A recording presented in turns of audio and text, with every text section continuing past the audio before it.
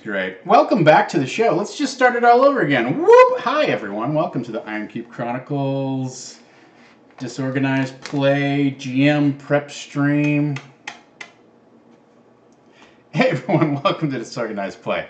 I'm Tom Lommel. I've finally gotten it right. Yay.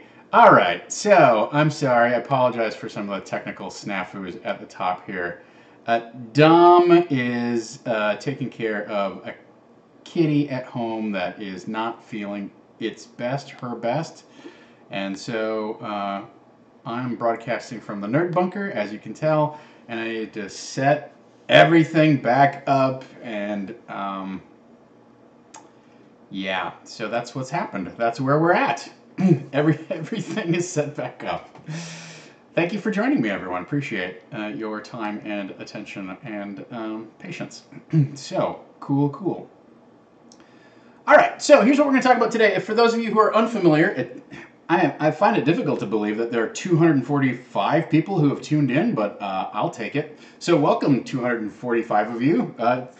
This is my DM show. So each week I run a D&D 5e game called the Iron Keep Chronicles that happens on Wednesdays. Normally on Tuesdays I then prep the game. Now, when I say prep the game, what I don't mean traditionally like sit down and make okay, these are the encounters and this is the treasure that it could find. And these are the monster stats. I don't do that stuff, right?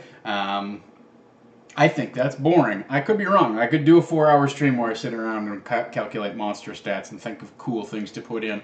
But that's not the kind of stream that I want to run. Hopefully, I run a different sort of stream that's a little bit more, let's analyze what's going on in the game, what issues we're likely to face, what we sort of head off at the pass, kind of a higher level of GM analysis that you need to apply before you go in and you do that nitty-gritty of figuring out the stats and the treasure and what the traps are going to be like, or what your particular mechanics of a scenario are going to be, right? So I like to tackle kind of like the higher level, like where's the plot at? What's our momentum like? What are the stakes? What am I struggling with? What am I looking at going forward? What do I have to focus on for this next session?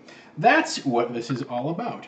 So today we are going to talk about, normally I do this on Tuesdays. I'm busy tomorrow. I booked a job. I'm an actor in my day job. And so we're going to do this today on Monday. All right, what are we going to talk about? We're going to talk about some highlights from last session. If you did not watch last session, good news, we're going to cover the highlights. Even better news, you can go back on the VOD and watch the game. It's about 3.5 hours and super fun session. I really enjoyed the session. It was interesting and revelatory to me, but also I really just it was very clear that the players were having a lot of fun. So we're actually going to talk about that a little bit. So that's our next topic. We're going to talk about PC Honeymoon and the plot line. We're going to talk about the heart of the tower, and we're going to talk about wow, cool map. So for those of you who are unfamiliar, I'm going to bring it back up. We are playing a conversion of When a Star Falls, the classic AD&D module that I'm converting to 5e, and also I'm doing some editing and remixing on. So that's it's an old school classic. It's supposed to be a sort of a standalone kind of 8-episode arc here in our campaign. And we just rebooted all of the characters and whatnot, so everything is sort of new and fresh. So if you're new to Saving Throw Show, if you're new to the Iron Keep Chronicles, this is a great time to jump in. We've got a great set of players, and everything is just sort of being discovered for the first time, really. It's not like you're jumping into the campaign at the end where you don't know who anybody is or why they're making these jokes, There's a few in-jokes, don't get me wrong, but it was a good time. So let's talk about a couple of things, and then I'm going to share a cool map that I made, etc., right? So let's talk about a couple of the session highlights. They covered the main beats that I expected them to cover, right? So we explored the boat and found some stuff in the boat. That was okay. That was fine. They needed some. I gave them some information. The lantern had been broken off. They found this giant sling stone. It wasn't really. It didn't really push the plot forward. Those are more foreshadowing elements, right? So that scene took a little bit longer in terms of like what the plot payoff was, but that's fine. So they had their long rest. They woke up in the morning. They shared the memories that they had all absorbed in the previous session. That was helpful. It took a long time to get there. I was a little bit like I introduced this thing where I said you have nightmares where it's almost like you're reliving somebody else's life and these memories keep bubbling up to the surface, because I wanted to emphasize to the players, this is a main kind of plot MacGuffin. This is your hook into the adventure, or a hook into the adventure besides what you've already got. Let's make that happen. Let's understand, like, let's put some emphasis on it. Why don't you explore it so I don't have to spoon feed it to you, right? They took that clue and they shared their memories and talked about what they wanted to do with them. There was a little bit of debate. Of course, when you introduce a second hook into an adventure, that potentially pulls the party in different directions, right? They have to sit there and negotiate, like, okay, well, what do we want to do? Do we want to go directly to the tower? Do we want to try and find this comet? We've got Talfi with us, we should go to the tower. But I've got these memories that say we have to find this comet right away, right? So they're going to negotiate like that. That's one of those things that you as the DM, you sort of have control over, right? Like I had the same thing happen in my Expedition of the Barrier Peaks game, my home campaign this past weekend, where they had discovered these giant mechs that they could ride around in, but they also discovered a mysterious box that was sealed closed. And they opened it, and this creature inside started to fight its way out.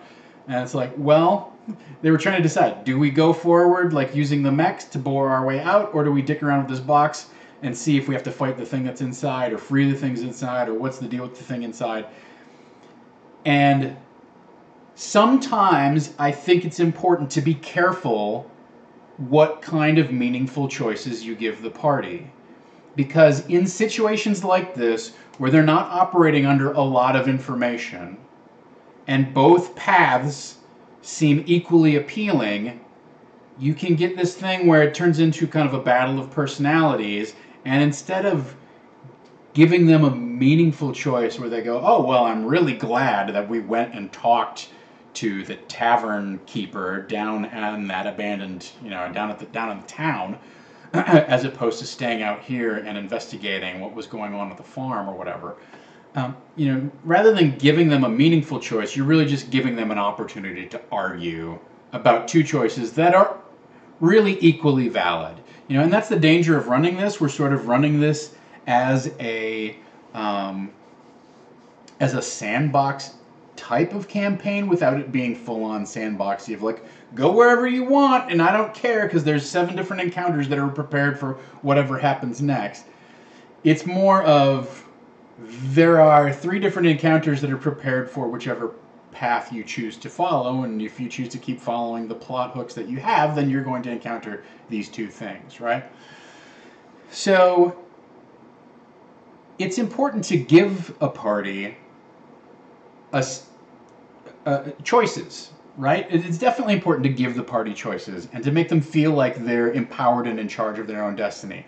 But when you give them choices that are not attached to a dense amount of information or have a definite sense of context around them, when the 2 choices don't seem like good choice versus bad choice, or this is going to hurt us in the short run but pay off in the long run, or save us in the short run but hurt us more in the long run, like those are choices that are interesting, right?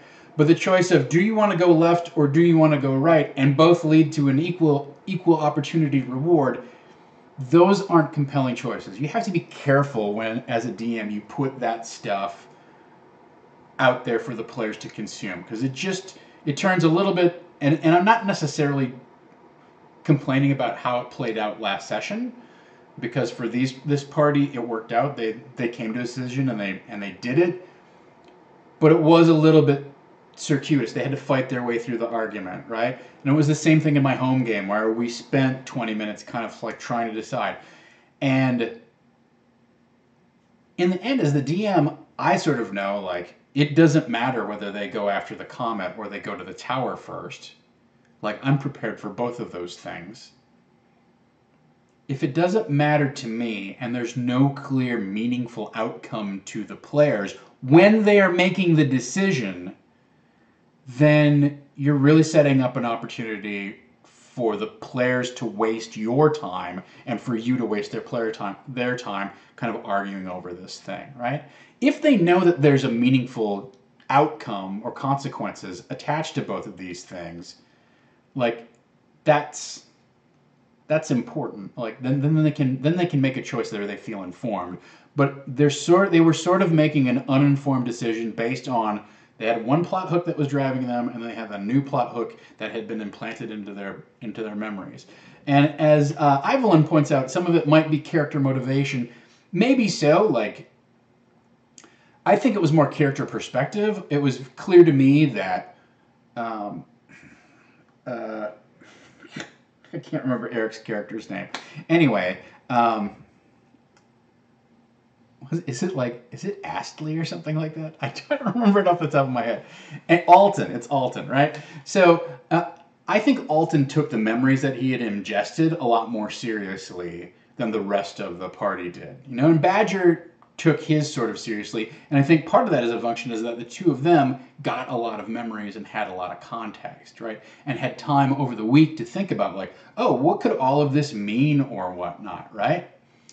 Whereas the rest of the party really does have a strong personal goal of, let's go to the tower and get some answers and take Talfi to the tower and figure out, you know, what's going on with the druid and whatnot. It seems like the tower is a fixed destination. They know where it is. It provides a very strong hook, right? So just to be clear, I don't fault them for having the discussion the way that they had it.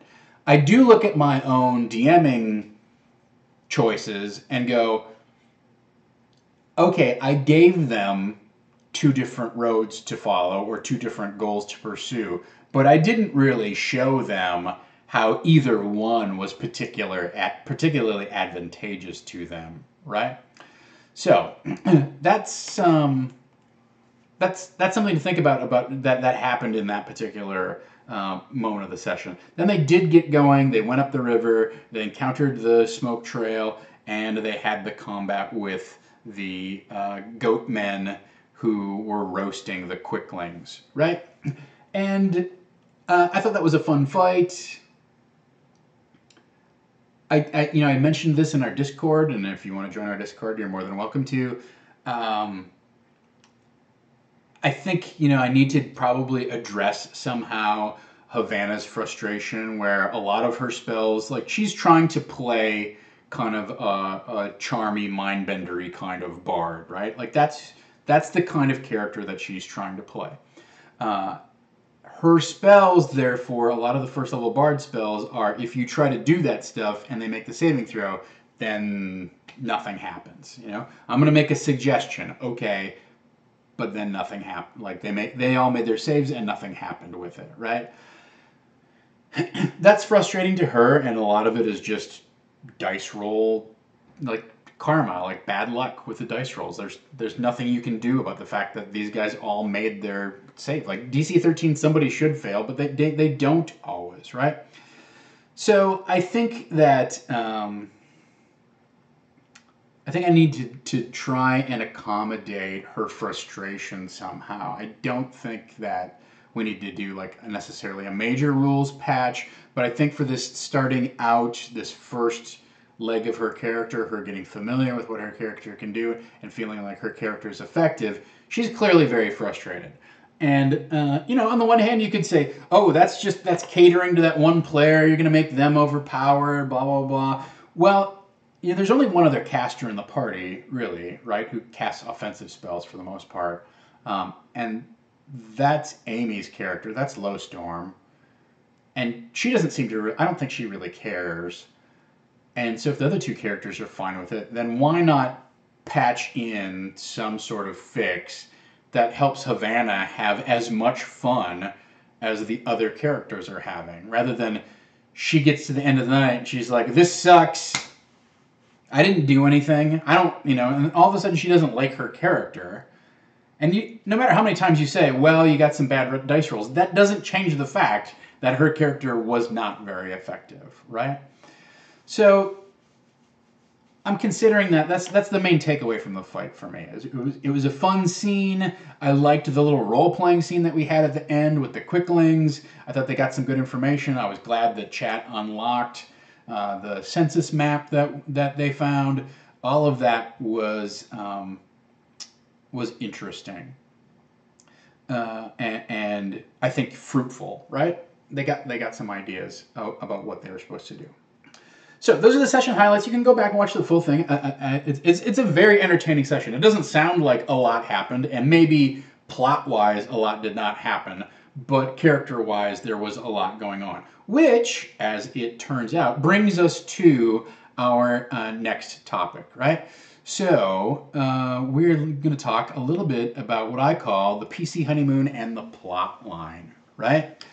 So, yeah, Kirby points out, maybe there could be a partial effect or something like that works in an unexpected way when the monsters make their save. I think, giving them disadvantage or something like that, that seems reasonable. That's a fairly easy kind of fix that doesn't require a lot of other mechanics. So I'll consider that. Obviously I've long talked about how it's tricky with D&D where there's a binary outcome where either it works and then you roll your damage and do all of your particular effects, or it doesn't work and literally nothing happens and we move on to the next person's turn, right? And that person who took their turn was like, okay, I'll wait for it to go around the table again and I'll have the monsters beat on me and then I'll try and do something effective. So think about that. Think about ways to mitigate that in your own personal home game, because that's something I continually struggle with, and you'll see me bending the rules and fighting with the rules to try and bring that sort of, I don't know, apocalypse world style of outcomes into a straight D20 game, right? So, there you go. Thanks, Jordan. We fixed it. All right. So, PC honeymoon and the plot line. Now, as I said, not a lot happened last session that was plot advancement, right? They started traveling up the river toward the Tower of the Heavens. They discovered this map. They're not sure what it means. They know that the Guardians of the Forest have started fighting amongst each other, and some of them are acting kind of like evil, at least according to, it's fairly evil to capture your fellow woodland sprites and then cook them over a giant bonfire, right? So those are the things that they found out. But in terms of advancing the plot significantly, we didn't do that. And I was sort of I was reflecting on that this morning, like, okay, what does that, is that good or is that bad? Like, what was that a result of? And do I want to try and fix it, or do I not want to? Do I want to try and address it? How do I want to try and address it? Is really the question, right? Now, here's what I think the real symptom of or the diagnosis of the problem is, right? Which is, first of all, we have a terrific group of role players, right? I hope you are all equally blessed with, with players who just want to dive into their role playing as much as the people at my table do right now, right? They're a lot of fun to watch. They're a lot of fun to play with, and no one's a dud. Not that we have duds on the show, but everybody's really like engaged with their character, engaged with the world, engaged with the party, right? So that's good. The second piece of it is their characters are brand new, right? And so they are in the process of developing the idea of their character, right? Their character has this kind of like core kernel of what's cool with their character, of like, oh, okay, he's a ranger who has defeated a badger, and he's got these these iron claws that he attacks with, kind of Wolverine style. That's the basic like core character of Kyle's badger character, right? Great. Except that it's now we're watching the players develop and expand that beyond the core kernel character. Now it's not just, I'm going to play a gnome who's a 2-weapon fighter. He's not just a gnome who tells these grandiose stories about slaying this badger and and engaging in this great victory over this enormous animal that was set to kill him. But he's a mushroom farmer. We realize that he talks all the time. He's kind of full of BS, actually. He takes mushrooms all the time. He's sort of like a mushroom dealer. He is dirty all the time. He has these, kind of like just this oily air about him, and not like oily like personality-wise, but he's literally just like greasy and dirty all the time, right? So that's all stuff that's expanding. And so it's almost like, it's everybody's inspired by what's going on, and then they start feeding off of each other as they get inspired. So not only are they using the situations, the circumstances that are given by the DM as a way to explore the plot of what do we do to go forward, but more importantly, their focus right now really is on exploring, okay, what are the dimensions of this character? Where are the boundaries, and what are the hooks and quirks and quibbles and catchphrases and all the things that make a character interesting? Like, what are those things? Because their character is not rigidly defined, they have to kind of like poke and prod and have conversations with the other characters and ask characters like, what's your deal and all. And it turns out I wouldn't understand that, and so they're bouncing. It's almost like a bat sonar, where they're saying stuff, having it bounce off of the other characters, and then when it gets reflected back at them, it helps them get an idea of like where their character exists in the space and in the story, etc. Right?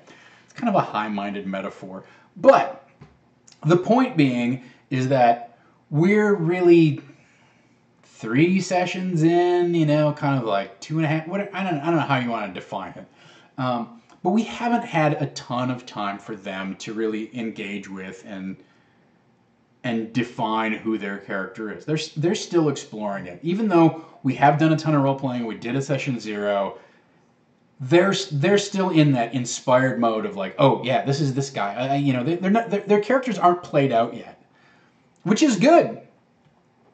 But that means they're in this honeymoon phase with their character and the role playing, and it's fun, and there's all these new dimensions to be explored, etc.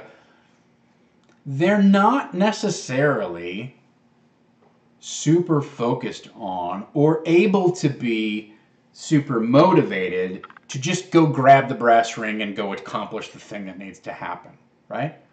Now, as I think Ivlon pointed out earlier, like putting some sort of time crunch on them will help a party get motivated to like follow through on the plot. Okay, before the next moon, you need to find the prince and his lover, or else the throne he'll be excommunicated from the throne or whatever, right? Line of secession, etc. Like, whatever your time clock MacGuffin is, that will help players like get on the focus and dive in, right? That's one way that we could fix this. I'm not certain that it needs to be fixed. I mean, so partly you have to keep in mind that we're doing a streaming game, right? And one of my goals is not just to have the players have a fun and fulfilling time, but also for you out there in the audience to also be engaged and excited and entertained by what's going on at the table. In my experience, that's not necessarily a lot of fighting, right? I would also argue that combat is not plot. 90% of the time, combat does not play a function in the plot. It may raise stakes and drive tension and be a core piece of the game, but very rarely is combat something that reveals information that the players can act on.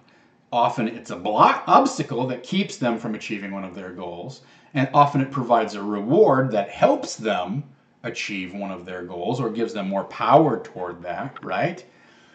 But in and of itself, combat is not plot. I've certainly fallen into the trap of thinking that that's what makes a great session.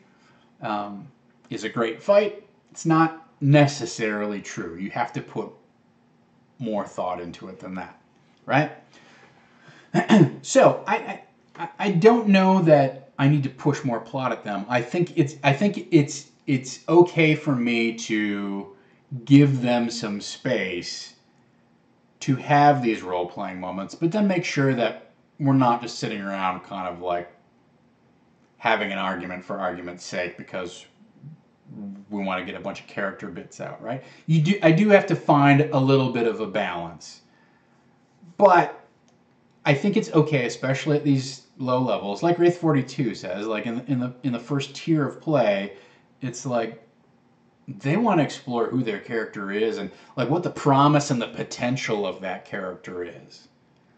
Once they get to be like 5th, 6th level, they know like, oh, okay, well, I want to. I know what kind of characters. I want to find out who my parents were, or I want to become fully human, or whatever it is, right? So, so there you go. That's just something that I have considered, and so to me, the way to address this is we've got the PCs are having a honeymoon. The players are having a honeymoon phase with their PCs. They're overly enamored with them. And I don't mean that in a pejorative sense. I just mean they're really, really excited about their characters. Great.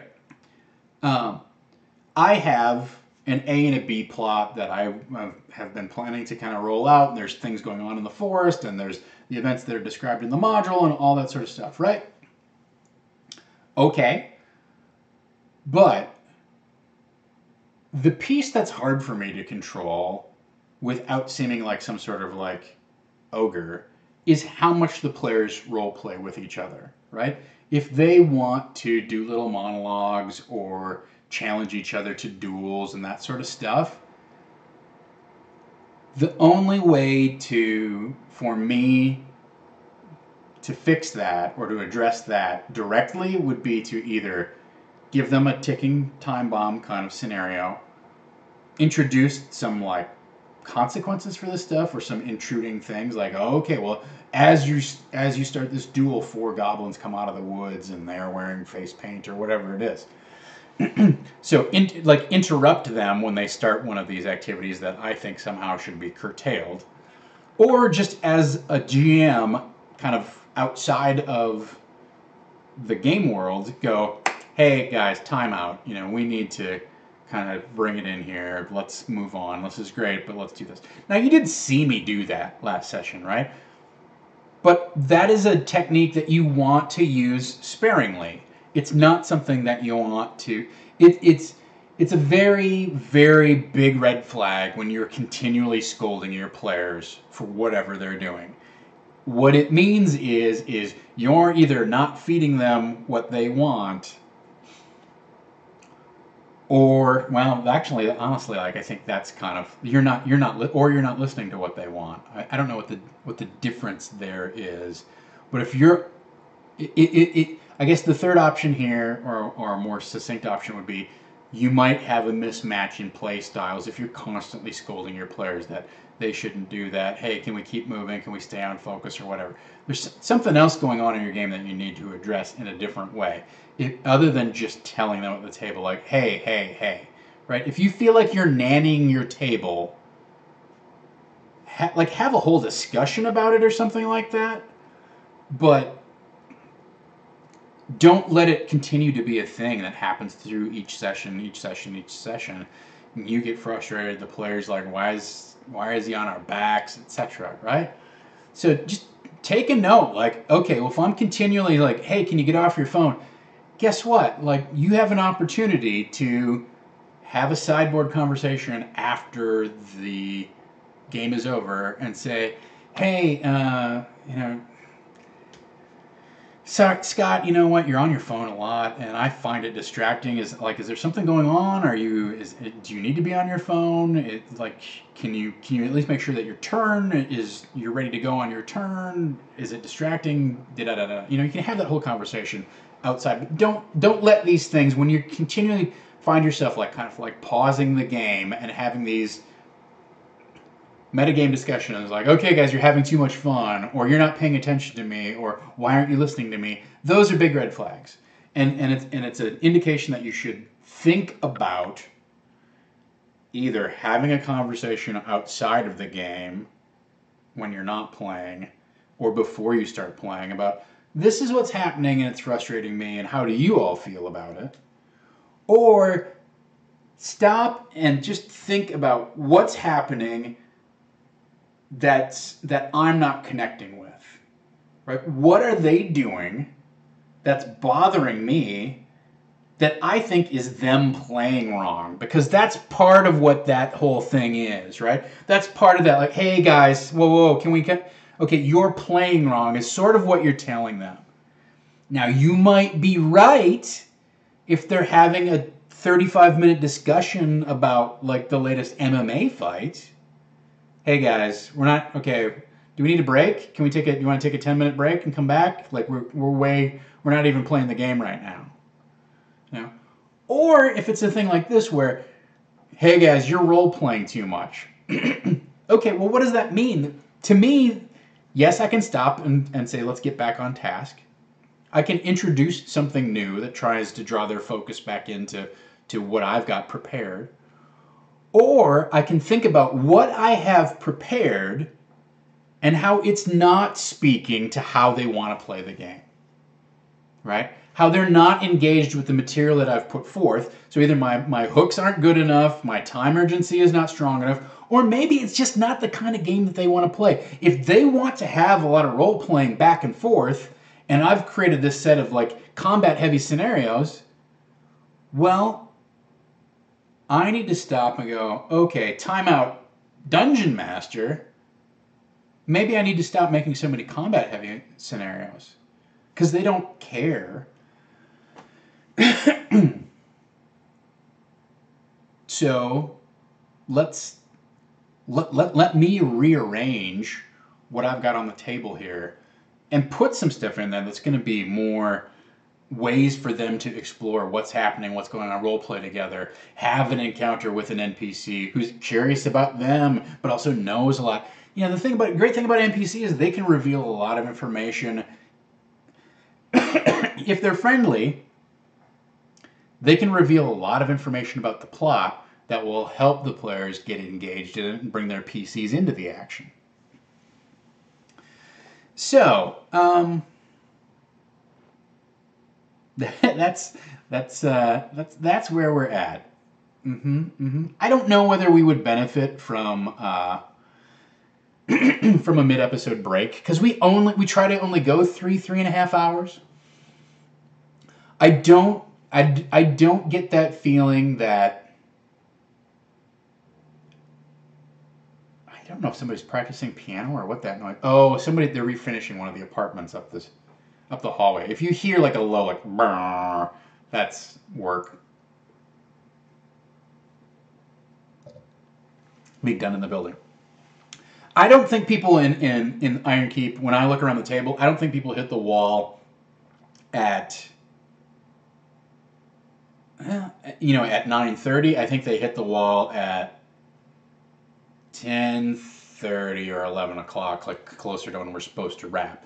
I want to try and keep things closer to 11 o'clock. We've had a couple weeks now where it's gone to 11:30, but that for me, that's pushing it. That's as far as I want to go, unless it's like a season finale or something like that. I don't know. That's something, honestly, it's a question for Dom in terms of we want to make sure that we retain our numbers, because when you take a break in the middle of an episode, you always lose people. And then secondly, it's a question for the players, do they feel like they would benefit from 5 minutes? I don't know. Something we'll take under consideration. So, just to put a bow on this particular point of the PC honeymoon and the plot line, I have an A plot and a B plot. There is the A plot of what's going on in the Tower of the Heavens and the events of when a star falls, the events of the module. And then the B plot is what's going on with the Grand Druid and the chaos that's happening in the forest with the Guardians turning against each other, etc. Right? So my way of solving this particular issue, which is I look at, we have 5 episodes left on the calendar, is what we're supposed to have, right? I look at 5 episodes and I look at the amount of adventure in the module ahead of us, and I say to myself, there's too much to have an A plot and a B plot. So what I need to do is probably trim both of them, but dramatically curtail the second one, right? So this plot of all of the Guardians turning against each other, that's going to need to take a backseat, because we really need to get into the meat of what's going on with the Tower of the Heavens and recovering the star that fell, and I feel like we need to pay homage or pay attention, give the module its due, and then if we still have time or whatever, or we want to keep playing, then we can get back into the B plot and maybe play like a 4 or 5 week kind of like exploratory episode that would go back and open up all of the rest of those issues, right? But we've got a lot of adventure, and in 5 weeks, I don't think we have a lot of time left. So to me, what I control is I control the amount of plot that gets injected into the player scenario, right? Into what's going on. What I don't control very well is the amount of role playing that happens. So let's defer to the players and let them have their honeymoon and continue to get excited and continue to develop their characters. And I will cut back on the amount of, for lack of a better term, cool shit they could encounter, right? Like let's cut back on the number of shinies, because it's very easy, especially at the beginning of an adventure, to get excited. I've done all this work on like, okay, so here's what I think the forest is like now that the Grand Druid has disappeared or whatever's happened to him. Here's how I'm reskinning this in the 1,500 years ago in the past of the Forgotten Realms, and it's really inspiring to me as the DM. So just like the players are having a honeymoon with their characters, I, as the GM, am having a honeymoon with this setting, going, oh, okay, all right, so there's this faction over here, and they control this area between these 2 rivers. And then this area, the rivers, is kind of like a no man's land, where there's kind of like a free-for-all. Nobody controls it, but it's really important. So I'm having the same thing, but it's all happening on my side of the DM screen, right? Well, one of the great pieces of advice that I'll give you is, like, you could try to take all of those little things and wrap them up as Christmas presents and put them all out under the tree. But you don't have infinite Christmas morning to just open Christmas presents. You have to take those little bits of story element and whatnot and set a trail of them so that they lead to a payoff someplace, right? Eventually, you gotta take the kids to church. I'm chock full of metaphors today. So what I can control on my side of the screen is start putting ideas in my hip pocket, right? I can start reinventing my ideas, remixing them so that a little light gets shed, but they don't necessarily have to follow what's going on with that, or it doesn't necessarily have to lead to a combat encounter or whatever, or it can just be sort of a brush off, kind of oblique reference, rather than you directly see, what this thing is, right? So keep that in mind. Like that's what I get to control, is the amount of plot that happens coming over the screen. What they get to control is what happens with that as it goes back and forth, right? Between them, as they bat those elements around. So if you want to think about it, like, if you want to think of this last session as a DM herding cats, I know that I have a number of balls of string back here that I'm trying to unwind, right? Well, if I keep throwing balls of string into the herd of cats, they're just going to keep batting them around, and eventually there's just going to be a tangled mess and a lot of mewling, right? But if instead I say, okay, I'm going to throw this plot line out and then let them follow it hard, then I only have to track that one thing. And I can give them little tastes and treats of the other stuff that I've been working on. But I'm not obligated to push all that stuff out there and just create chaos. So that's my solution to this problem. Is I had this ambitious idea that I would have this big A plot and this big B plot, and we would be able to explore a lot of dimensions of both, right? Well, I'm still going to have this A plot, but I'm going to try and trim it down and keep it kind of like tight and cohesive, right? Keep it to the core highlights. And I am still going to have the elements of the B plot, but I'm going to like cut vast pieces of that and kind of keep that in my shoebox of DM tricks. So I know that these things happen, and I've got ideas about who's doing what behind the scenes in the woods and whatnot. But it's not going to be, we're not going to be able to follow both of those branching paths in the time that we have left.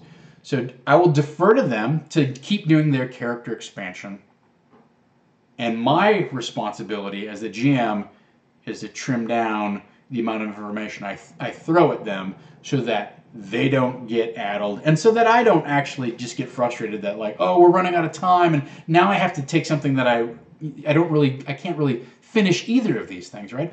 My goal is to finish when a star falls. I want to get to the end, get to the climax, whatever that turns out to be.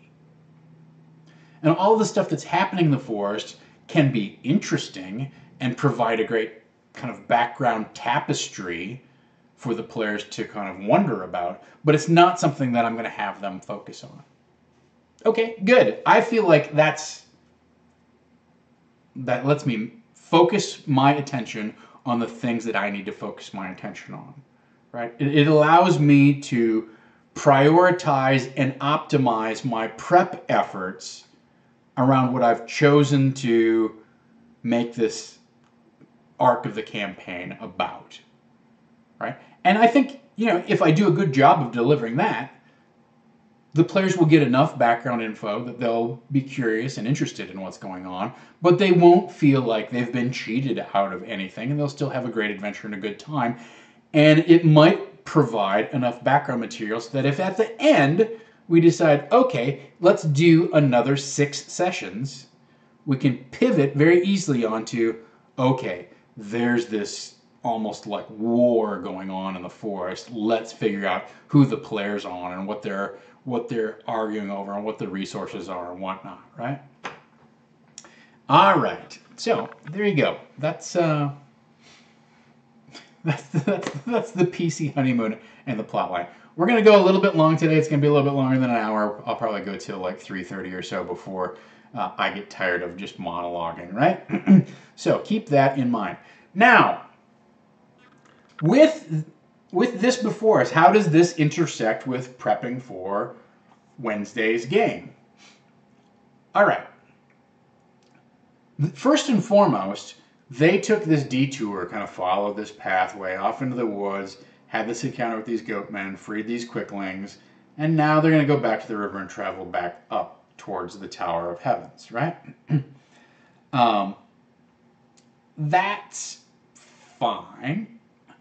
But that means that if I want to focus on my A plot, then I need to figure out a way to diminish the amount of side treks and B plot delving that we do, right? So part of it is, I think this means that the rest of the trip up the river is probably going to be fairly uneventful and or montagey, right? I'm not sure. I have a couple different options here to make this trip up the river short and concise, because that's what I want to get to the events of the tower. I can montage the journey and kind of take narrative control away from the party, and say, okay, over the next 4 days, here's what happens. Here's some things that you remark upon and see. Here's some reasonable responses that you might have had to this, and this is how things play out. And here we are. You come around the bend. There it is. Right there's the tower. I can do that. Right.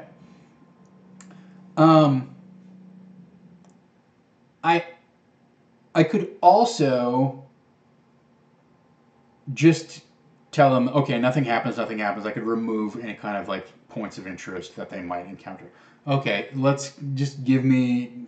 You don't even necessarily have to like give roles for. Just tell me what your watches are. Okay, nothing happens. You get there. It's fine, right? That is a really, I think, terrible way to present a journey through dangerous territory. I prefer montage over, okay, how would you go about doing this? All right, sounds like a reasonable plan. It works so well that you don't encounter anything unusual. It's a little anticlimactic. It's a little underwhelming, right?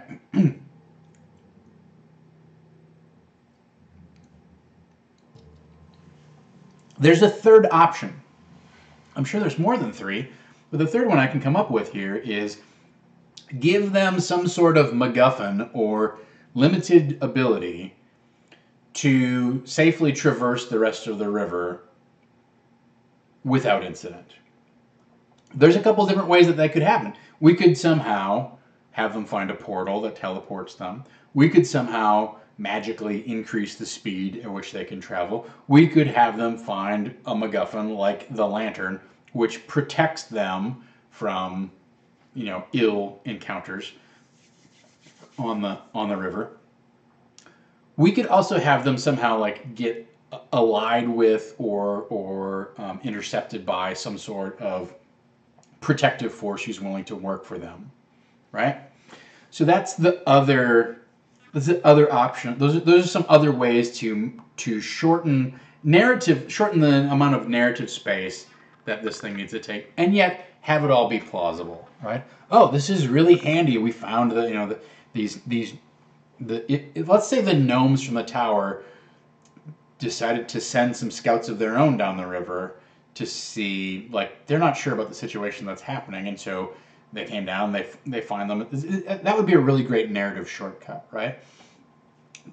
There is a rebellion going on at the Tower of the Heavens.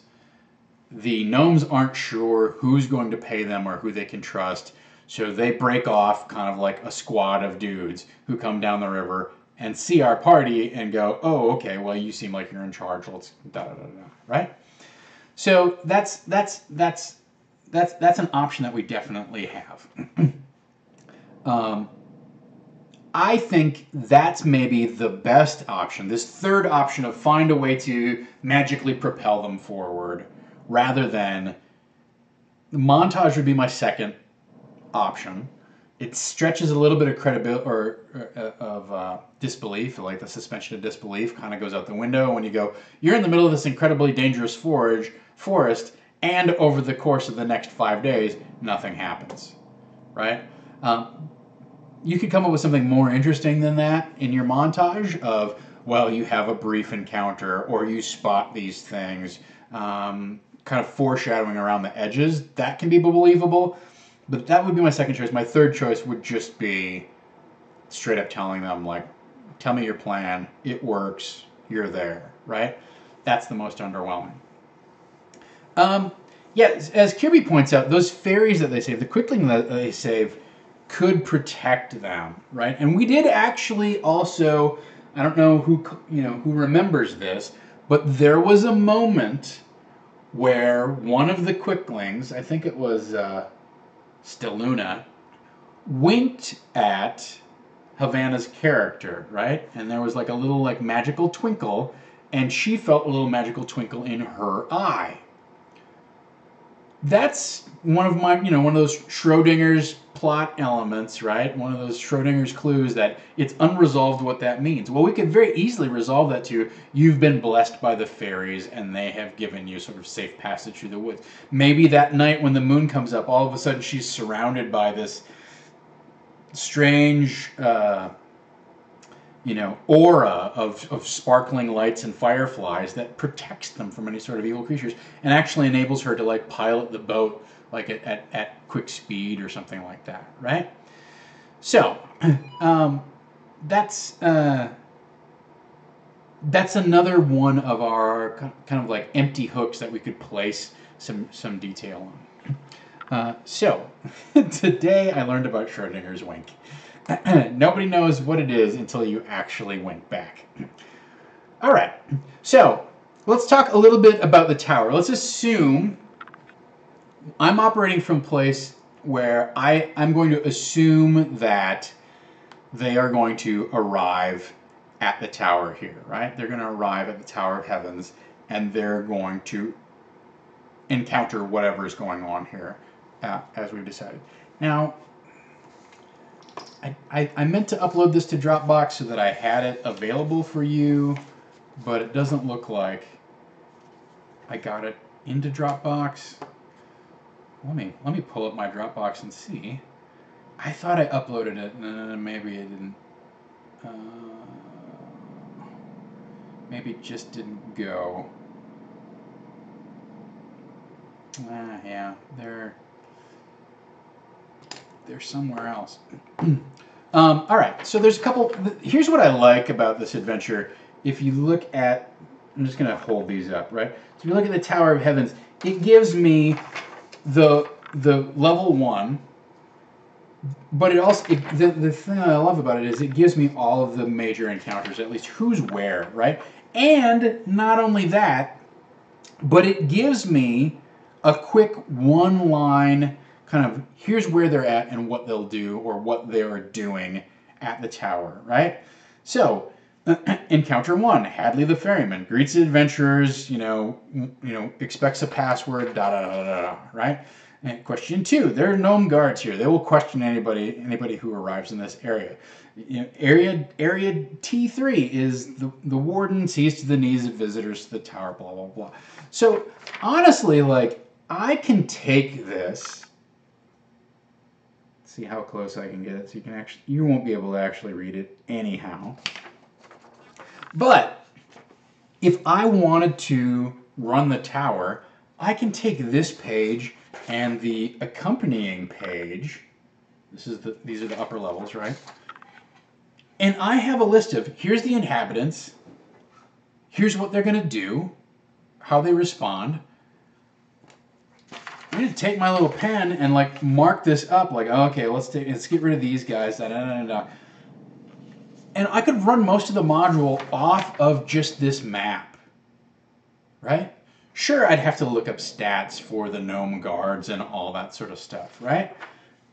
But I have a great immediate idea of kind of what the big blocks of movement are. And you'll see this in some of the more recent hardback adventures, the 5e adventures too, where if you Storm King's Thunder, it will give you a list of like of tower occupants and kind of what they're generally doing, during most of the day or whatever. This person is down in the dungeon torturing so-and-so for information or whatever it is, right? I love that kind of high-level mapping of location and occupants and activity, right? Like that's the key part, is that I want to know what they're doing so that I have an idea. Okay, the alarm goes off. Who would come? All right, who would come? All right, these gnome guards are here. These gnome guards are here. These guys are sleeping. All right, so that's going to take them 2 rounds. They're going to, etc., right? So, I love this map. I really think, like,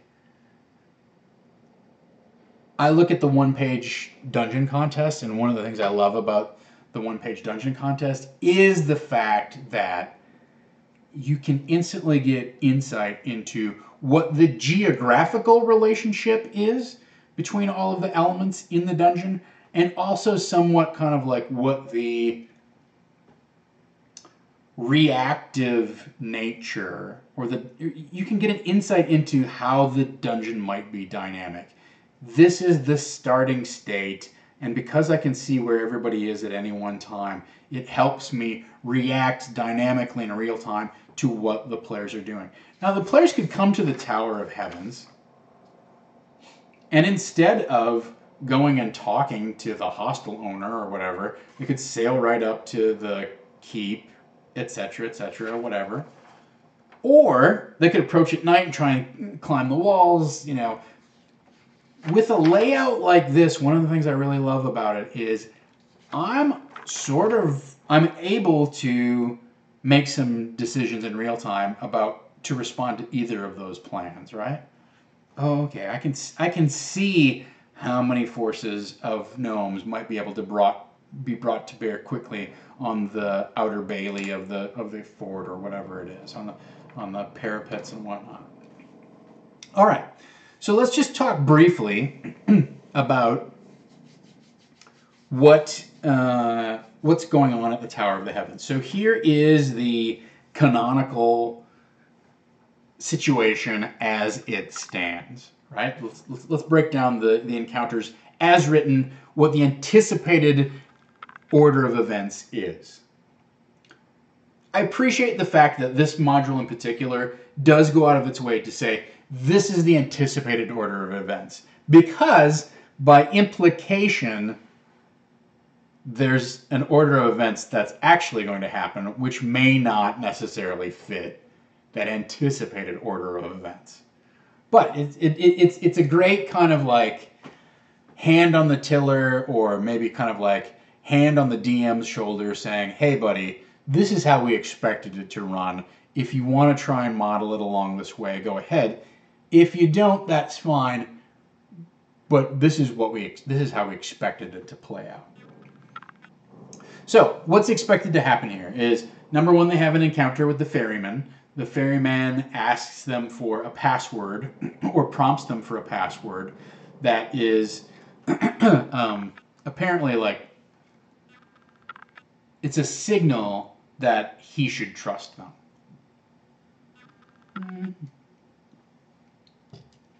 And he then foreshadows, hey, I'm best friends with the master of the tower. He's been messaging me that some bad, he's been using this like sending spell or whatever to tell me that bad things are happening, right? that he is sort of besieged in the upper chambers of the tower and he desperately needs help, right? So that tips the party off to, all is not well in the Tower of Heavens. Maybe we should think about going in and disrupting whatever's afoot, right? So they can go and meet with the hostile, the warden of the tower. He runs a little hostel. He will put them up with accommodations if they need a rest for whatever reason. They can then go over to the tower proper and potentially have their fortunes read.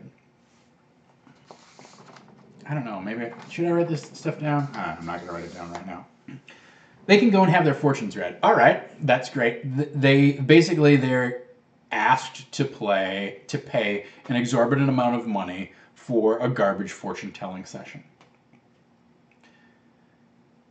One thing I will say, like, instantly, whenever I have an opportunity to inject a fortune-telling session into the game, I very rarely make it a sham fortune-telling session. Like, that should be an encounter in and of itself. That is a key dramatic moment. It is an iconic experience within D&D of, say, drawing from a deck of many things, but drawing your fortune, getting some sort of boon or getting some sort of curse, depending upon whether you draw ill fortune or whether there's ill fortune ahead or good fortune ahead, right? So just thinking about this whole thing, everything that we've talked about so far, which is really only 3 encounters, this one strikes me as like, there's a huge opportunity to have some sort of very exciting and interesting encounter attached to this particular part of the module, right? So that's sort of where they let go. It is somewhat assumed that the players may start a fight and then start either killing the gnome mercenary force, which will be put on alert, or taking out the monks who are going to try and defend themselves as the PR's the big second in command makes his stand in Scholar's Hall, right? That's kind of like stage one of penetrating the tower. Assuming that they overcome the rebellious monks and somehow quell the distrust or the hostility of the gnome mercenaries, they can then go up higher into the Tower of the Heavens and go through a special trial, which will lead them to the private residence of Shalfi, the sage, who is holed up, not his private residence, but his the greater library where he's holed up, and he conveys more plot information to them about the necessity to go and find the star and to bring it back here, or actually to trade it with the Svirfneblin, right? The Svirfneblin, I believe, are there's two types of evil gnomes in this adventure, and one of them is Svirfneblin, and the other one is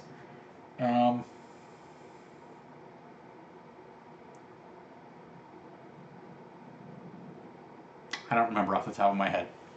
All right, not super relevant because we're not going to deal with that part of the adventure right now. I'll get brushed up on that as we get closer. But so that's the order of events, right? I should have written this down because I want to kind of talk about, like, let's look for our essential beats. Now, Wraith 42 points out that it could be, and sort of as written, it is important to find out that the fortune telling that the monks do, is a sham. One of the reasons that that's a relevant plot point in When a Star Falls is that the monk's ability, the sage's ability to tell fortunes is dependent upon the books of prophecy. And because they're out of the books, they can't actually do any real fortune telling. They have to do these hokey card tricks and dice games, or whatever you want to call it, like tea leaves and all that kind of stuff. So we have the ferryman, we have the warden, we have the fake fortune telling, we have the monk's rebellion, we have the test of the tower, and then finally we have the audience with Shalfi.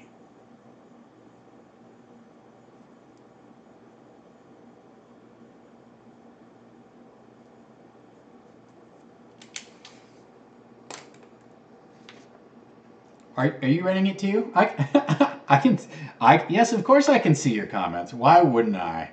That's okay. Strahd is exactly the kind of jerk in that module who would spend a lot of time preparing Beef Wellington. Strahd dicks around a lot in Crypts of Strahd. Let's be honest. One of my biggest issues with that adventure is that for a guy who is bored, the way that he chooses to toy with his playthings is somewhat frustrating.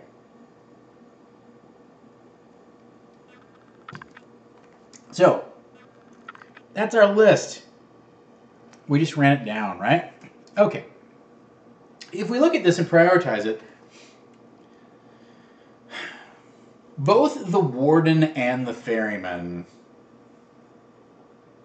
the warden is sort of a do-nothing encounter, right? you might be able to pass on some information. It's an opportunity to pass some information on. It also is sort of an indication of like, oh, you know this is expensive, right? So there's that. The ferryman is really designed to sort of foreshadow, well, there's something bad going on in the tower and you shouldn't trust them.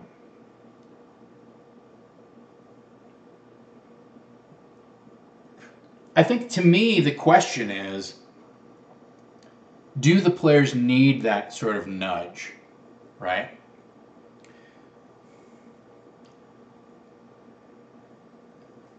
Part of my instincts tells me that when he reveals this info, you're sort of leading the players by the nose. Right? They don't have the opportunity to discover something's amiss. The NPC just heads them off at the pass and tells them something's amiss.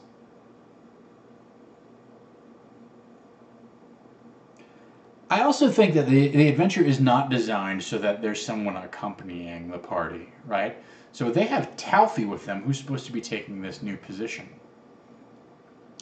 And he's supposed to be reporting to PRs, actually.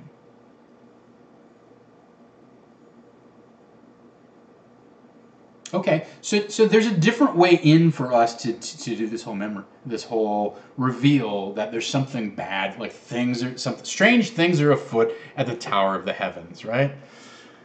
So that makes me think that this whole ferryman warden thing is something that we can probably dispose of entirely, but possibly just sort of put on the back burner and kind of like forget about the ferryman. He's not even there. The warden, maybe he's there to do a brief meet and greet with the players, and if we feel like we need to foreshadow something, we can drop a little info. But he's really sort of like a mechanism that we're holding in reserve that we can use him if we need to, right? So now all of a sudden we're kind of down to 4 encounters. Now I don't think there's no way we're going to get to all 4 of these encounters next session, because I just know that I try and plan these things and it doesn't work that way. But if we cut it in half, let's add something at the top here. Journey up the river. Okay? So, we've got our journey up the river. That's a scene that's going to happen in one way, shape, or form. We talked about that. Great.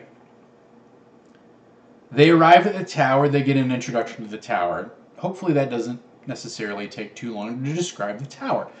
And then they get admitted to this fake fortune-telling session. Or, more likely, we have some sort of turnover of Talfi, right? Like, that needs to happen. So either one of these things could be a warning sign. Hey, something's not right here. Oh, isn't Master Shalfie going to greet me? Oh, Master Shalfie has passed on. How did he die? Oh, there was...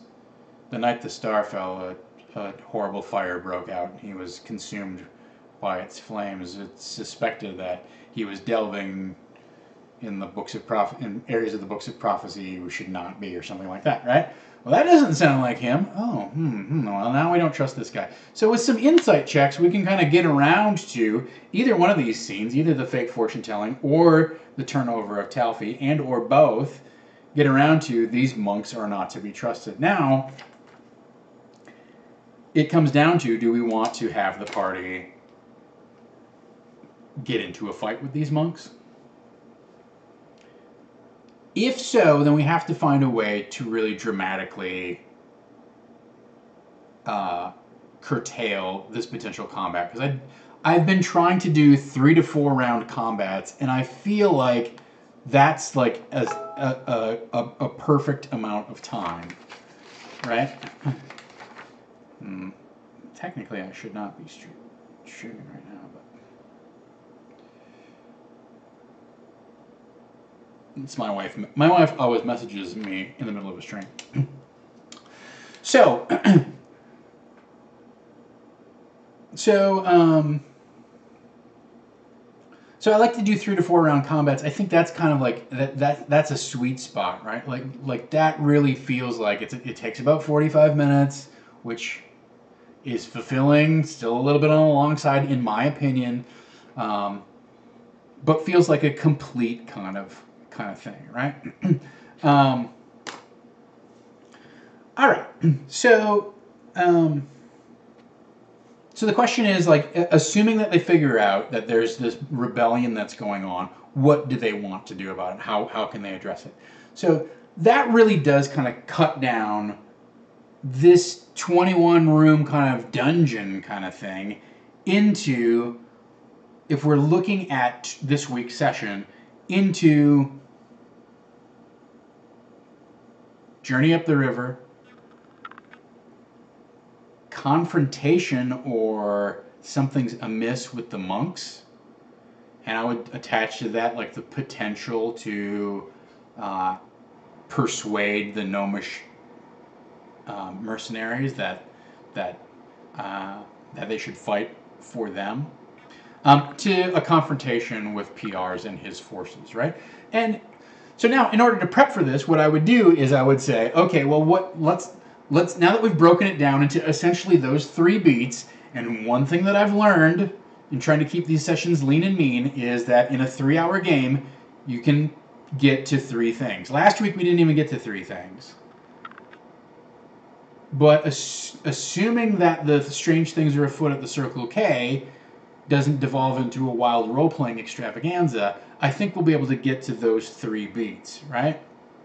So what I want to do for each of those, actually what I want to do for 2 or 3 of those, is best possible outcome for the players. Think of what's the best possible way that this could go for the players. A mixed success outcome. Okay, what would a victory look like that would still have some significant consequences attached to it, and maybe not feel like they did the best, you know,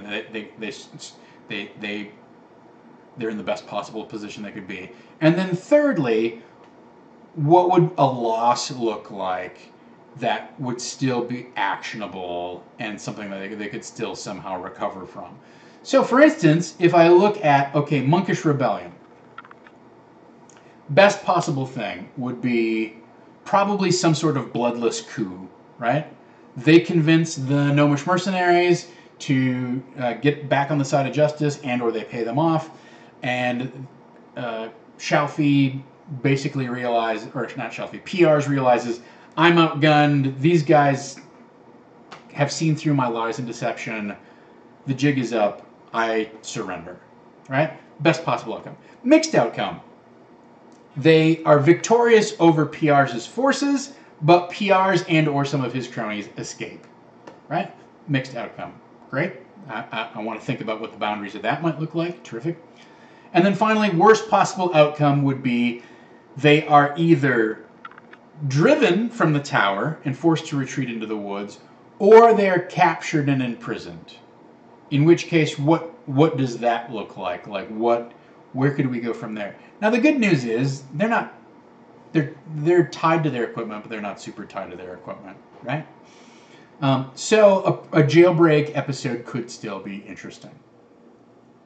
So that's how I want to think about those 3 beats. Now the very first beat, I don't actually need to put those 3 potential scenarios in my brain, right?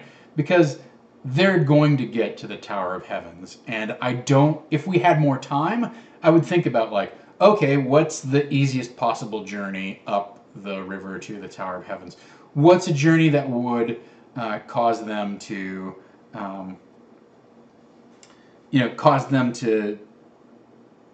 to be challenged and not feel like they did it in the easiest possible fashion? And then finally, what would be one where they didn't actually get to the tower, they would actually suffer some sort of defeat along the way, right? And that's reasonable given how like dangerous I've decided the woods are and things like that, but it's not reasonable on the time frame that we're looking to complete the adventure. So that's that's one area where I can sort of trim up my prep is I have to decide, all right, what's our MacGuffin modus operandi for speeding them along, smoothing the path ahead of them. And then let's get into some juicy fun with role-playing at the tower. Like, you could do some great foreshadowing with the warden who's like, yeah, he doesn't like PRs, maybe.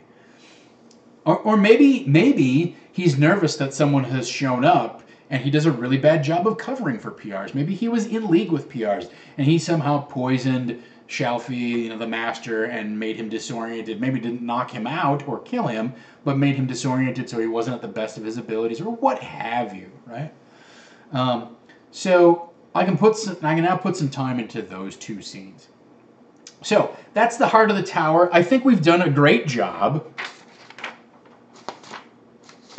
of taking all of this stuff and all of this and trimming it down into what's essentially 3 beats, right? Now, I would challenge you to watch this on Wednesday and ask yourself, is this fulfilling and satisfying adventure? Is this working as a plot? Like, I think what we've done is suck away all the extraneous stuff that's not storyline related. Okay, in this room there are 20 gnome guards. They defend the tower. In this room there's 20 more gnome guards. They're sleeping. If they're awoken, they defend the tower. Like, we've sucked a lot of this information out of here that doesn't mean anything. And been able to focus on the highlights that really drive plot, drive story, drive characterization. And to me, D&D is a game of epic combats, but it shouldn't devolve into a game of constant combats. And when I was starting out my career, that's what I did for the longest time, was what's this fight look like? What's in that next room? What monsters? What traps? And it is fun and satisfying in a certain way. But as I have progressed all the way to a level 3 DM, I've realized that it's more fulfilling to develop character and develop the plot and to develop the story and the world than it is to just roll dice and fight your way and slog your way through from 97 hit points down to 0, right? Okay, so last thing I want to talk about here, and then we're going to wrap things up, and this is just quick and easy. But there were a couple things that came up. This is more related to my B storyline, right? So the A storyline is the adventure itself, what's going on at the Tower of the Heavens, the recovery of the comet, how that unlocks the next volumes of the Books of Prophecy, etc. Right? That's great. That's good. The second piece of this, though, the B storyline, is what's going on in the woods. And since we got into the woods, finally got into the woods last week, I had to make some decisions about, I had ideas about what was going on in the woods, but I had to make some decisions for sure, like, let's start filling in the blanks and filling in the details, right? Especially because if you went back and watched DisOrganized play last week, I talked about how there's this big fork where they could go after the comet, and that involves a lot of travel through the woods, or they can go to the Tower of the Heavens, which doesn't so much involve travel through the woods, right? So I needed to make some decisions about this stuff while I was doing it. As you can tell, I'm sort of a visual thinker. Like, I need to get stuff on the page and see how it relates to each other. Who's in what room? When does this guy show up? Does he come across here? Oh, okay, well, it turns out. Great, so what happens is he goes upstairs, travels across this bridge, and there's this audience chamber over here, and then this is where they do their fortune telling, and like, I need to be able to see that and label it and write on that piece of paper and draw on it. So, in order for me to make some decisions about what's going on in this forest, I had to make a map of the forest. Now, for those of you who are unfamiliar, I'm using a version of Neverwinter, which is 1,400 years in the past, right? So I'm doing sort of a prehistory. I'm going back in time to before the current timeline of 5th edition Dungeons and Dragons. Way before a bunch of stuff happened, right? So Waterdeep isn't a city yet. It's not even a town. It's just this place called Nimoir's Hold. Neverwinter is just a castle on a hill with some farmers and some fishermen around it. It's kind of like a Wild West frontier kind of idea, right? The Sword Coast is not settled yet. So, the fact still remains, this is Neverwinter, and the geography really hasn't changed super significantly in the past 1400 years. No, arguably the scar that's in Neverwinter is not there, but that's fine, who cares, right? Like, that's an easy thing to just airbrush out. The main geography of the land remains the same. So I highly recommend you go to Mike Schley's website, and I'm going to put it in chat. Hopefully I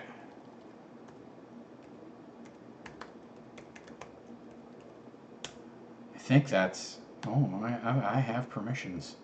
Yeah, that's the site. I recommend you go to Mike Schley's website, and you can either look for the Neverwinter map. I'm not going to pull this up in chat right now. I'm going to let chat do some little gopher work for me. So somebody can find Mike Schley's Neverwinter map, or you can find that he did an enormous map of the Sword Coast, right? Absolutely huge. Really detailed, not necessarily fully labeled, but his gigantic geographic drawing. Also available on the Wizard's website, right, for free. So you can download a couple different versions of the official Sword Coast and Neverwinter area maps.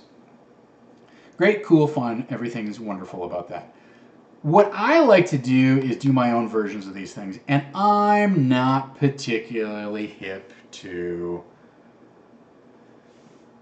I will sometimes bring them into Photoshop and manipulate it and stuff, but I tend to go down a rabbit hole of Photoshop and try and make everything look too nice, and the next thing you know, I'm like searching online for like, oh, how do I find a hex grid with an embedded hex grid inside of it? You know, like, I tend to go off the rails, like trying to make stuff look really good. Instead, a time-honored tradition here on Disorganized Play is to take a piece of tracing paper and create your own version. So that's what I did here, right? Is I created essentially just a outline drawing of Neverwinter. So Neverwinter is at the bottom in the left-hand corner where that river, you know, outlets into the coast, and then we've got a green or a turquoise line that is I think I called it the Oakengold River or something like that. That goes up into Neverwinter Wood, which in this campaign is called the Ironwood. And I've got the hills surrounding it on the map, and I've got the mountains nearby with Mount Hotno and whatnot. But I have a basic version of this now that does not have all of the detail. But the great thing about not having all of the detail on it is I can take it, scan it, and then now I can start doing variations on it, right? So, that's not the one, that's the one. So I did this, another variation here, where I did this census thing. So I took this thing, and basically, like, this is honestly the same map, but I took it and started marking up the census that we unlocked through chat, right? What's great about this is I can go back to this previous version if I want, and I can start scribbling other stuff in this thing, right? So I've managed to save a version that doesn't have all of this garbage on it, but I can do several different versions of this map that have different things in it. So I've got one that has the different factions and kind of what territory they control and whatnot. I have one that has landmarks on it that shows like kind of where the Tower of Heavens is and who's at Mount Hotno and what else is going on around there, other major points that they might encounter, etc. The other advantage to this is I decided to take, I have a light board that I bought for 20 bucks off of Amazon. You just plug it in. It's literally a board that lights up, and you take your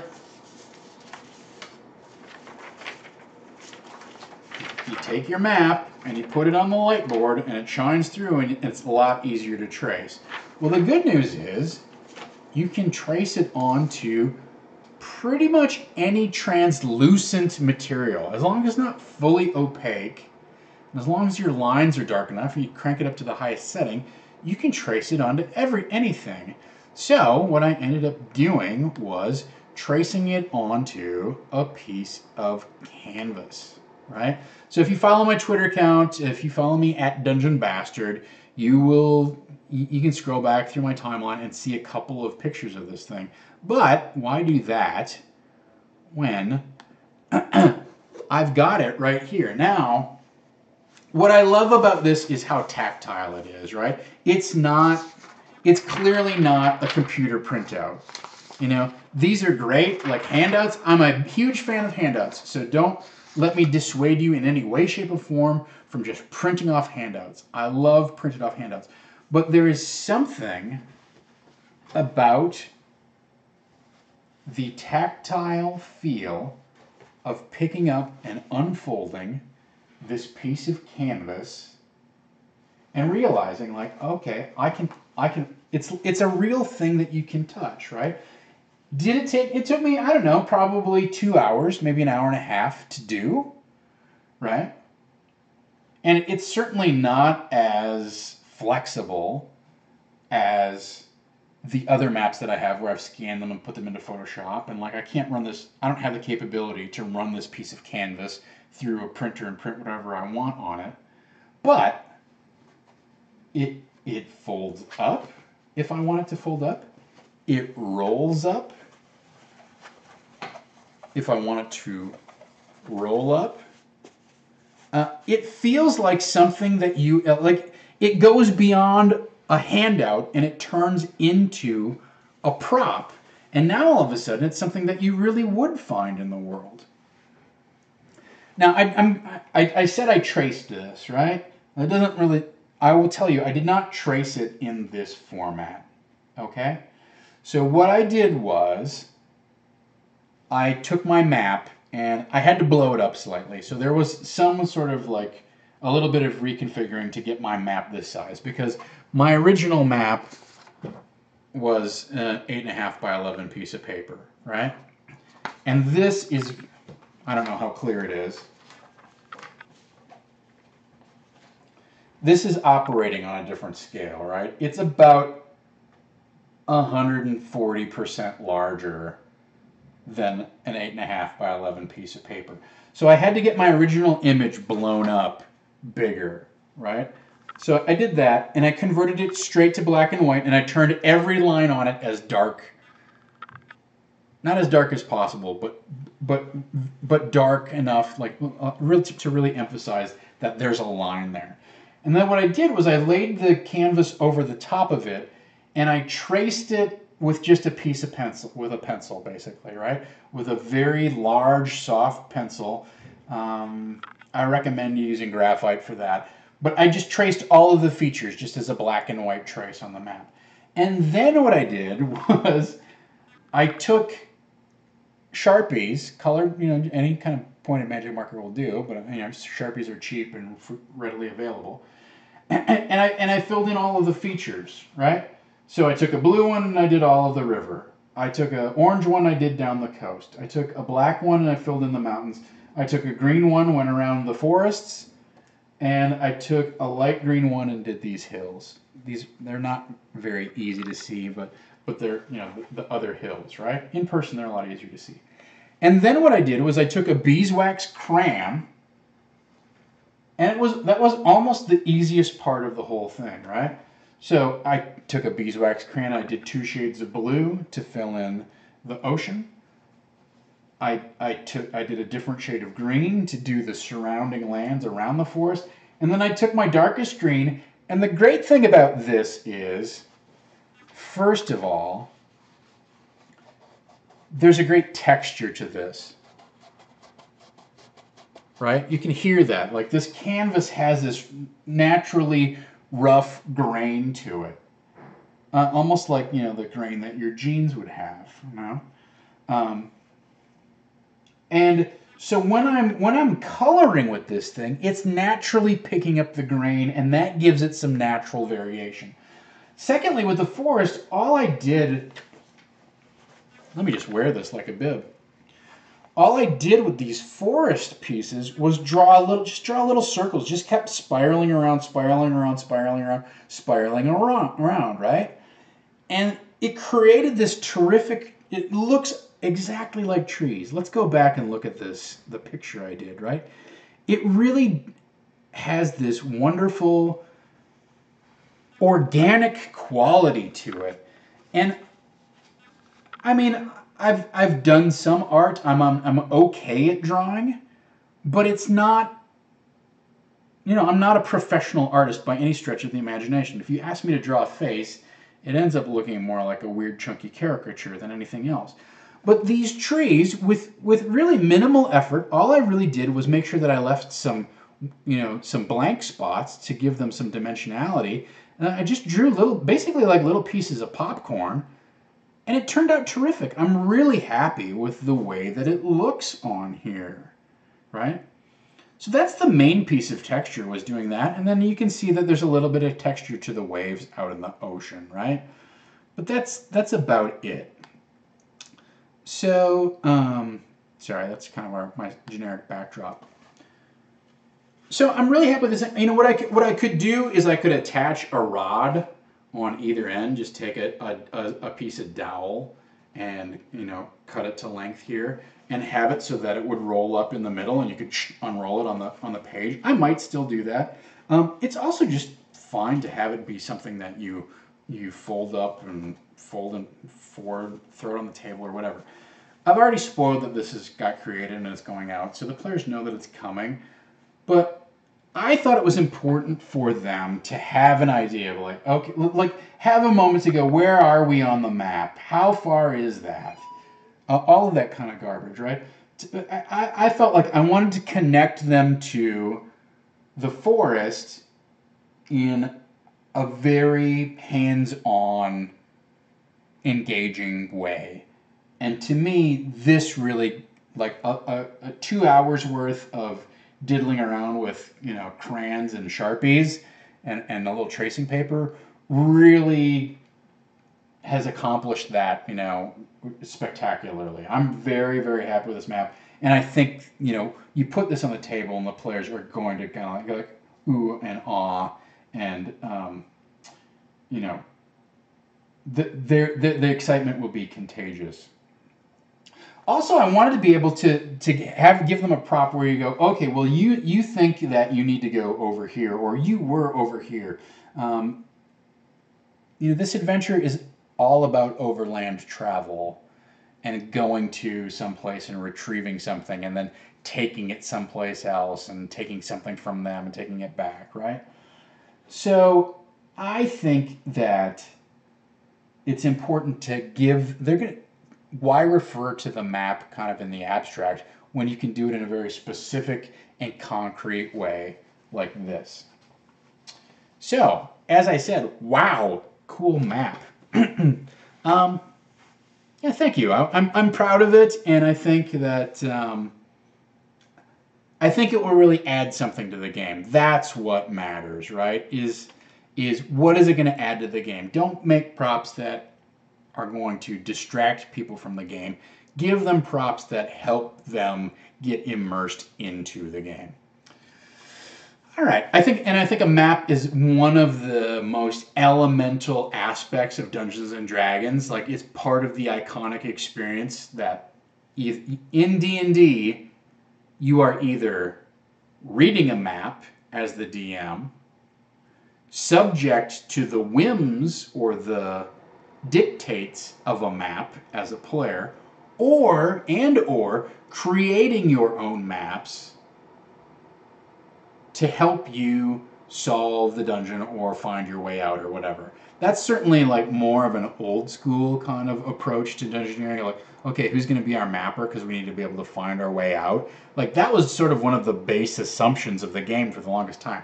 Now, as we've moved away from dungeon crawls and more into the realm of kind of like these epic stories, or more of a story-focused narrative arc anyhow, that role of having to create a map, I think, has fallen by the wayside, and that's fine. But it doesn't change the fact that maps are really a core part of the play experience. They're a tool that you are either wielding as the DM or you are being subject to as the player. And their presence may not be explicitly felt, but they're definitely, if they're not explicitly felt, they're definitely implicitly felt, right? Brand time. You have a question? I will take your question now. Go ahead, lay it out on me here. I'm done talking about my DM prep and the things that I have on my agenda. So I will take a few minutes of questions. Lay it on me. I'm going to have a sip of this delicious Diet Dr. Pepper, which is in no way sponsoring this stream, and you don't feel obligated to buy them. It's just what I like to drink.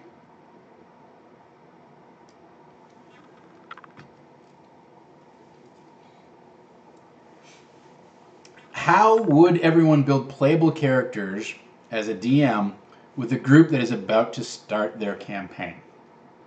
All right, so my question is, what do you mean by playable characters?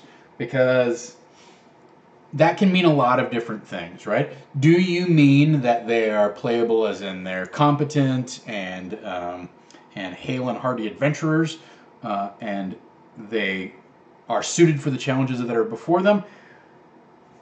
Or are you talking more about like the interrelationship between the characters, so that when your group sits down to play, their characters play well with each other, relate to each other, and are coherent? That's the third question is, are you just talking about like how do you roll up characters? So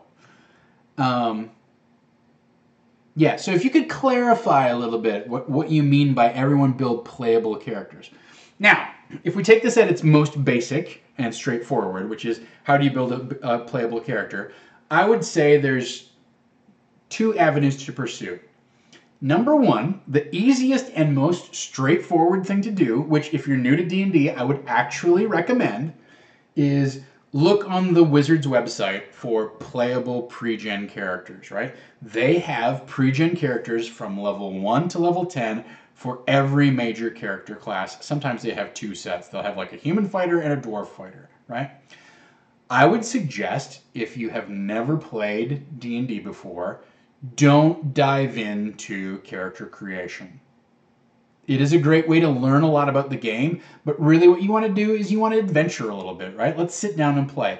And you can be, as a new player, just as inspired by a pre-generated character as you can be by one that you've already made up. And I honestly do not recommend that the first thing you do when you sit down to play Dungeons & Dragons for the very first time is roll up a character, because it will take you an hour and a half or so, and you will learn a lot, and you will get excited, but it dramatically cuts away from the amount of time that you could be learning how to play the game, how the rules work. You may not understand all of the why things are the way they are. So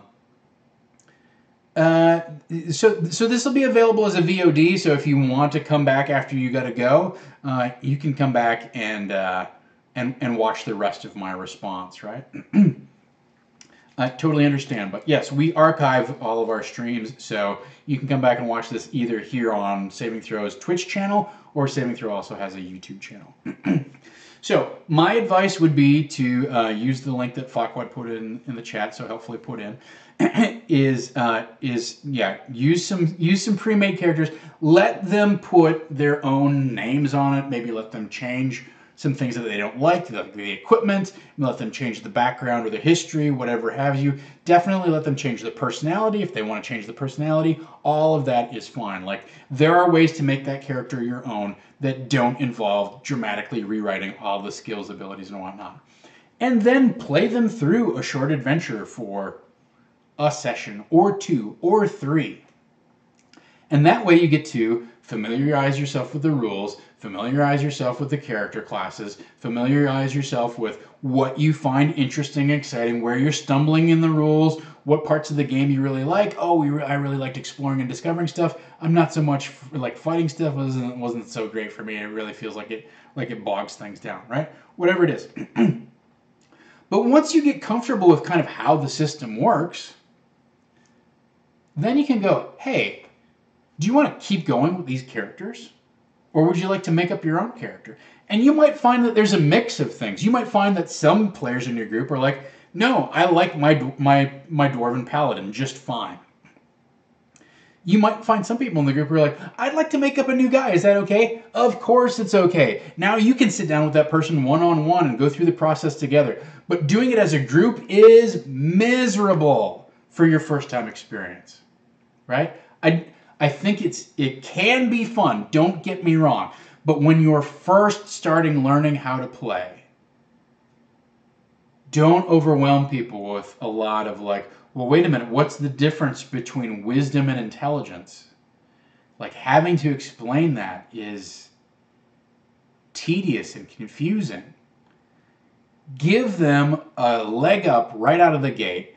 Let them get into playing the game and get them curious about, okay, well, what other possibilities are out there?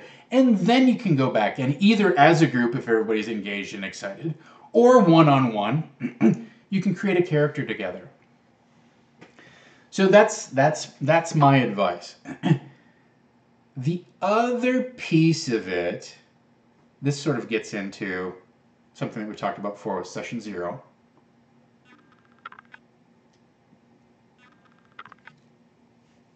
The other piece of it is, I would suggest before you actually have them start adventuring together, that you ask each and every player, okay, how does your character know everyone else at the table? Not the player, but like, how does your Dwarven Paladin know the Elven Wizard?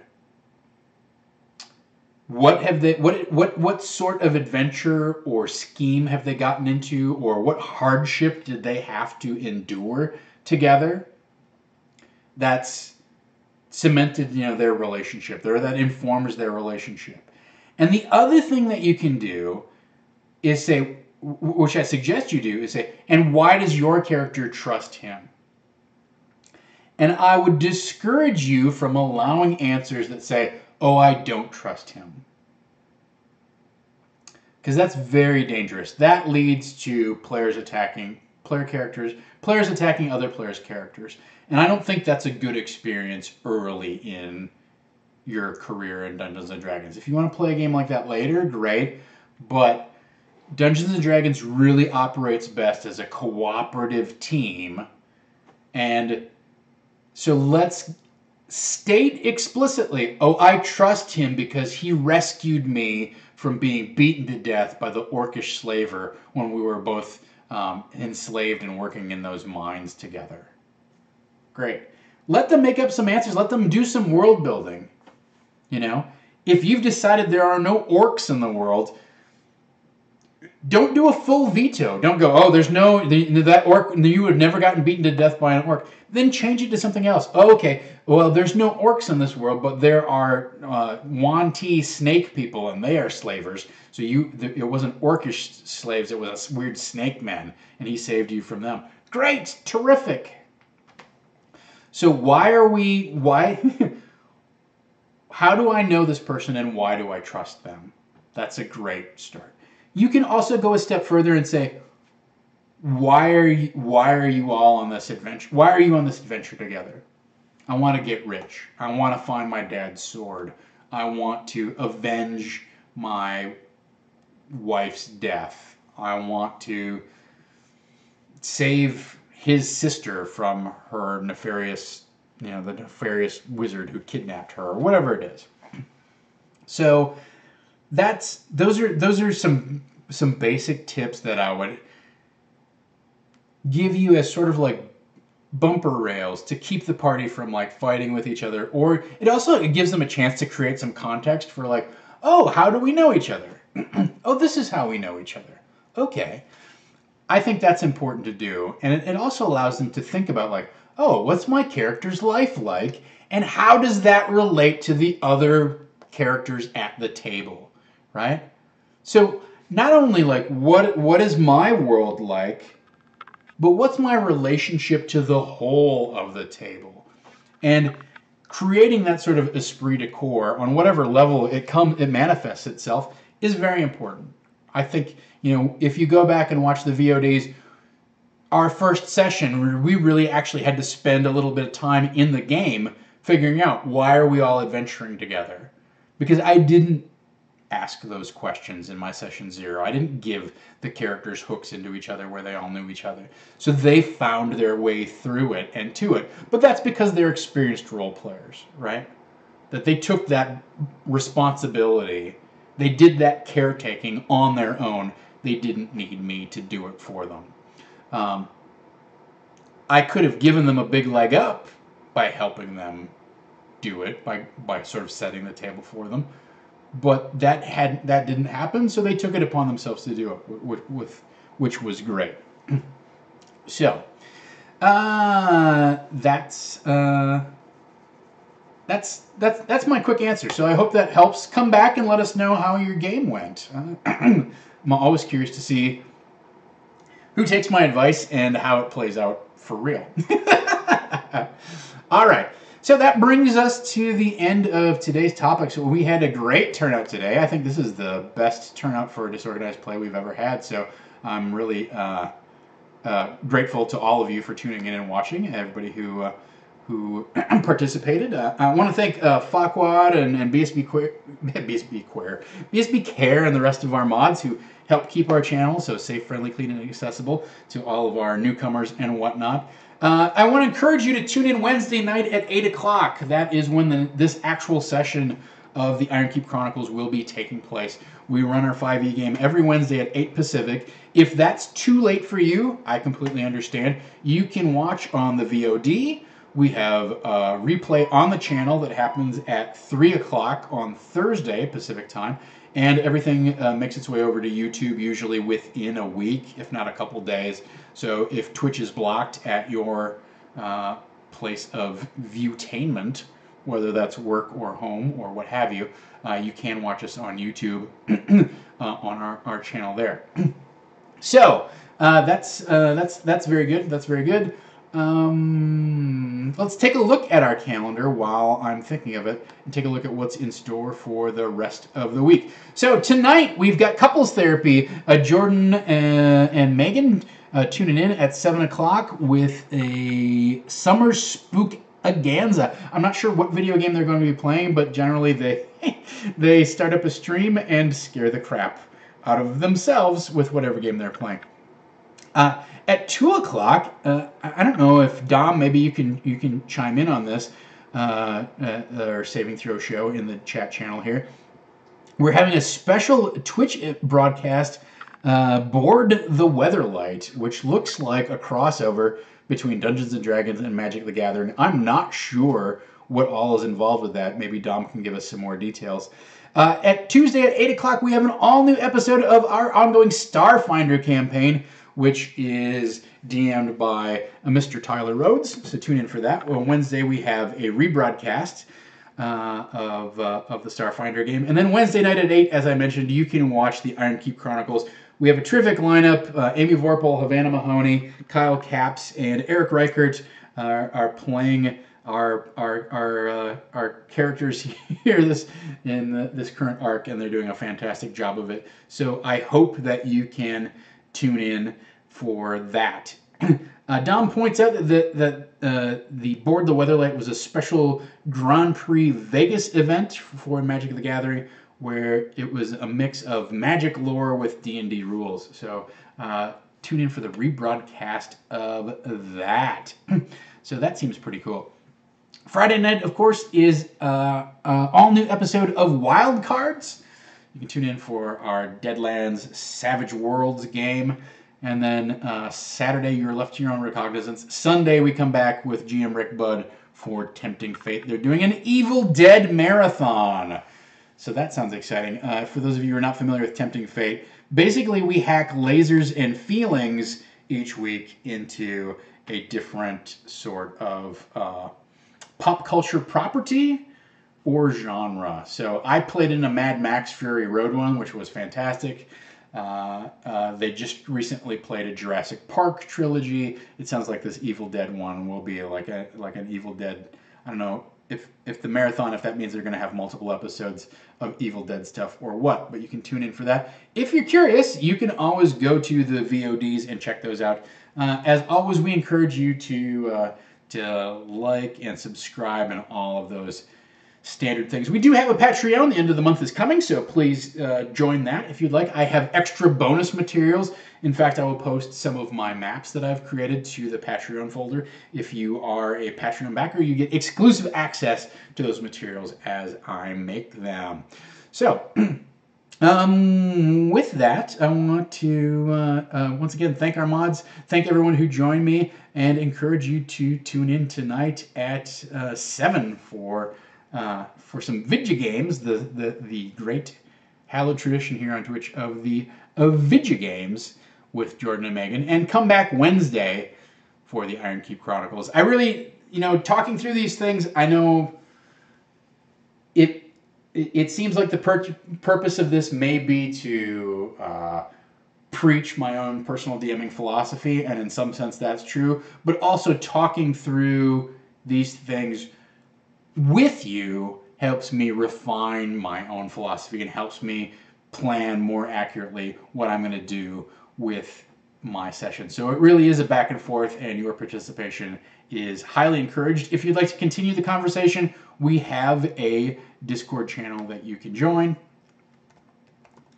You can catch me there if you have more questions about D&D or whatever. And there's both a Disorganized Play channel and an Iron Keep channel if you want to talk about the game in a non-spoilery kind of way and interact with the other players, or you want to talk in a spoilery kind of way about what's going on, or you just have general questions about what's going on with your D&D game or what have you. I'm available in the Disorganized Play channel for that as well. So that's the Buzzaloony. Thank you so much to everyone for joining me, and until next time, let's dungeon! Oh wait, I have to click this thing over here. 0 for 1! Oh, I was trying to do a good job of clicking on all the clickies. This time, I have failed you.